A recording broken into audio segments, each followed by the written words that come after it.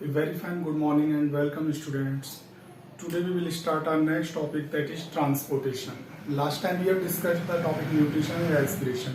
Now we will discuss the third part of the chapter, that is transportation in plants and transportation in human. So first of all we will discuss the process transportation.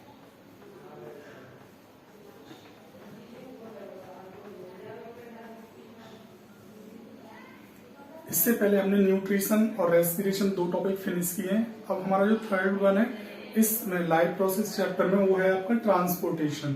Transportation का means क्या है? Transportation जैसे मैं एक example लूँ, हमारे अंदर body में ब्लड ही तो ट्रांसपोर्ट होता है और ब्लड में ही सब कुछ मिलता है जो भी हमने खाना खाया है या न्यूट्रिएंट्स गेन किए हैं। उसका जो सैप बनता है या रस बनता है वो कहाँ पर, इंटेस्टाइन में कंप्लीटली डाइजेस्ट हो जाता था और उसके बाद उसका जो सैप था वो ब्लड के थ्रू पूरी बॉडी में सर्कुलेट होता है, चाहे वो आपकी ऑक्सीजन हो वो भी ब्लड में ही मिलके पहुंचती है।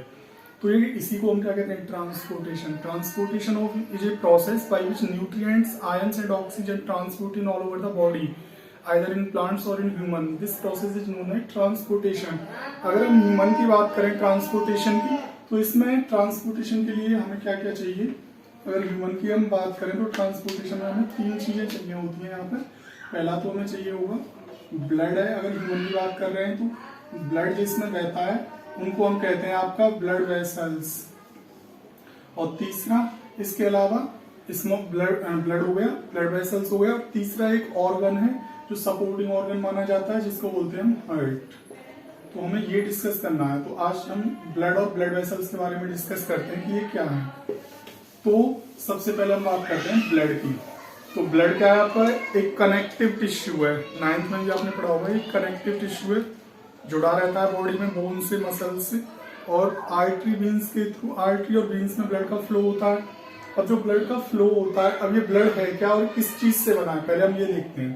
तो ब्लड जनरली इसके दो पार्ट्स माने गए हैं अकॉर्डिंग टू साइंटिस्ट। ये दो पार्ट्स में डिवाइड किया जाता है। एक तो आपका होता है प्लाज्मा, एक होता है सीरम। मैं आपको फ्लो चार्ट से समझा देता हूँ डिटेल्ड में, इससे ज्यादा अच्छा समझ में आएगा फ्लो चार्ट से एज कम्पेयर टू डिटेल। तो सबसे पहले बात करें प्लाज्मा। तो प्लाज्मा जो होता है ना, यही 90% पार्ट बनाता है आपका ब्लड का। और इसी पार्ट में, प्लाज्मा में आपके क्या होते हैं?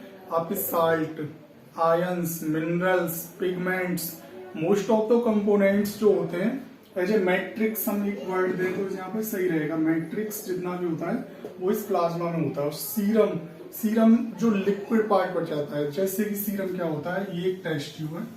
पैथोलॉजी लैब में आप गए होंगे, आपने ब्लड दिया होगा, तो वो टेस्ट ट्यूब में आपका ब्लड ले लेते हैं इस तरह से।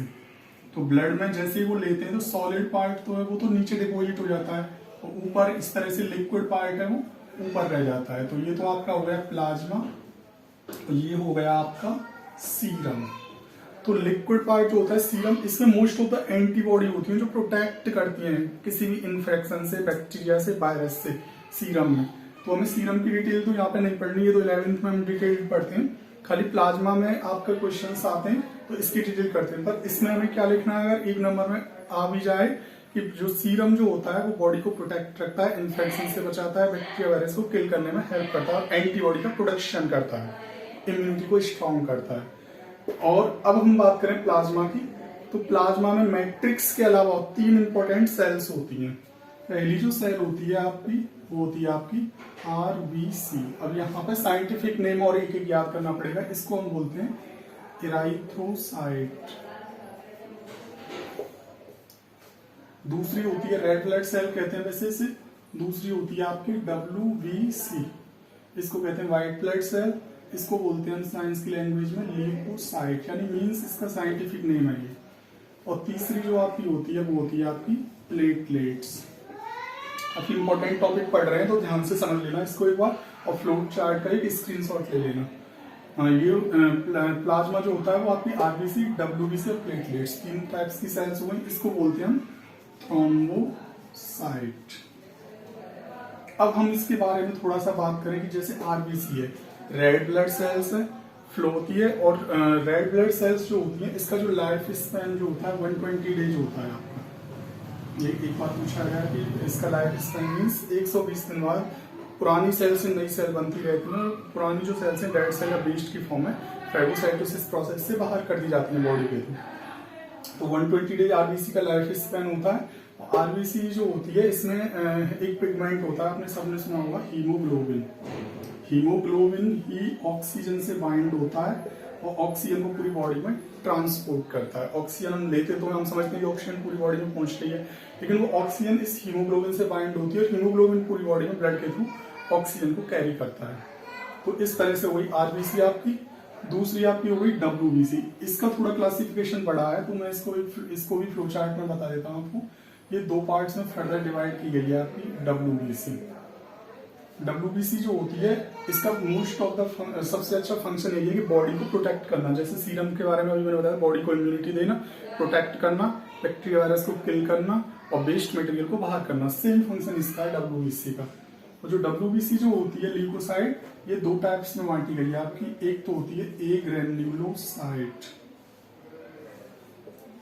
अच्छा देखो एक चीज और मैं बताऊं, साइट जो होती है, साइट का मीन्स होता है सेल। कहीं भी आपको साइट का मीन्स सेल, जैसे कि यहाँ पे एराइथ्रोसाइट सेल्स, ल्यूकोसाइट वाइट, ल्यूको का मीन्स वाइट, एराइथ्रो का मीन्स रेड। ऐसे यहाँ पे एक ग्रेन्युलोसाइट और यहाँ पर ग्रेन्युलोसाइट। ग्रेन्यूल्स का मतलब होता है जैसे कोई सेल है उसमें छोटे छोटे पार्टिकल्स मैट्रिक्स की फॉर्म में, तो ग्रेन्यूल्स कहते हैं हम इनको। तो इसका मीन्स है ऐसी सेल्स बॉडी में जो ग्रेन्यूल्स का कंटेन करती हैं वो होती है ग्रेन्युलोसाइट, और जिनमें ग्रेन्यूल्स एब्सेंट होते हैं वो होती है एग्रेन्युलोसाइट्स। इसके आपके दो एग्जाम्पल हैं।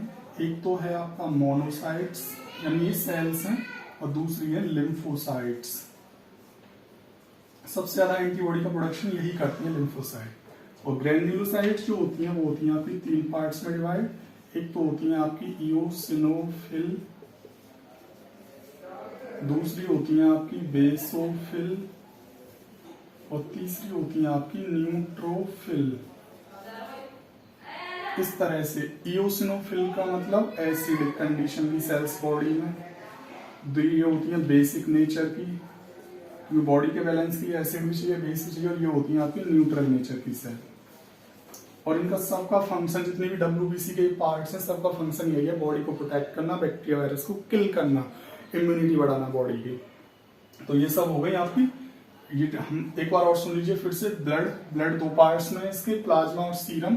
प्लाज्मा को फिर से डिवाइड किया मैट्रिक्स में साल्ट, पिगमेंट, आयंस, न्यूट्रिएंट्स होते हैं। इसके अलावा तीन टाइप की सेल्स होती हैं। पहली आपकी आरबीसी, दूसरी में डब्ल्यूबीसी और तीसरी में आपकी प्लेटलेट्स। और जो आरबीसी होती हैं वो रेड ब्लड सेल्स होती हैं जिनको हम एराइथ्रोसाइट्स कहते हैं, डब्ल्यूबीसी को हम ल्यूकोसाइट्स कहते हैं, और प्लेटलेट्स को हम कहते हैं आपके थ्रोम्बोसाइट। इसके बाद